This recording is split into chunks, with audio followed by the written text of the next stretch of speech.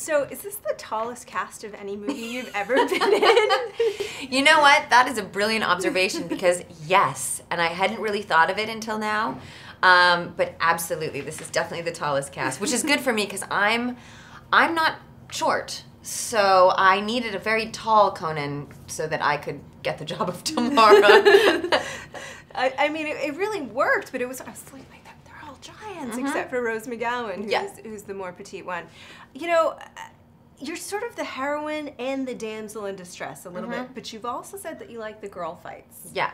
Can you talk about this girl fight as compared to maybe G.I. Joe? Yeah, I love girl fights because, you know, if it's a fight between a guy and a girl, sometimes they're, you know, oh, a guy won't hit a girl. You know, there's a whole level of politeness that apparently you have to have if a guy's fighting a girl. I've never been in a fight with a dude before. But girl fights, just we go all out. It's so fun because most girls have never really been in a fight, so to train to be in a fight is pretty cool.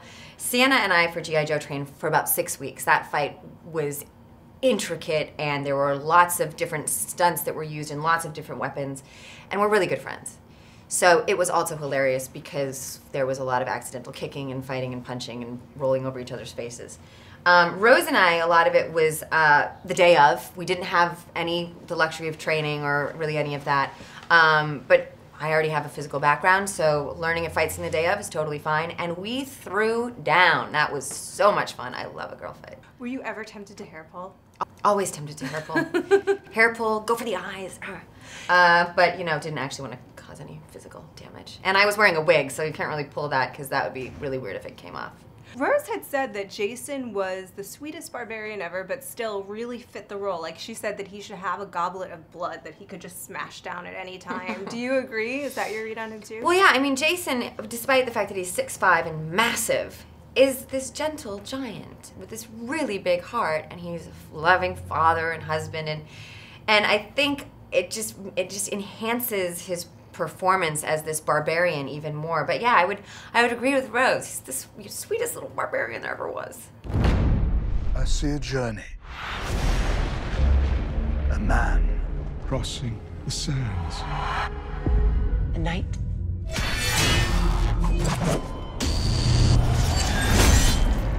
A warrior. Your paths will merge.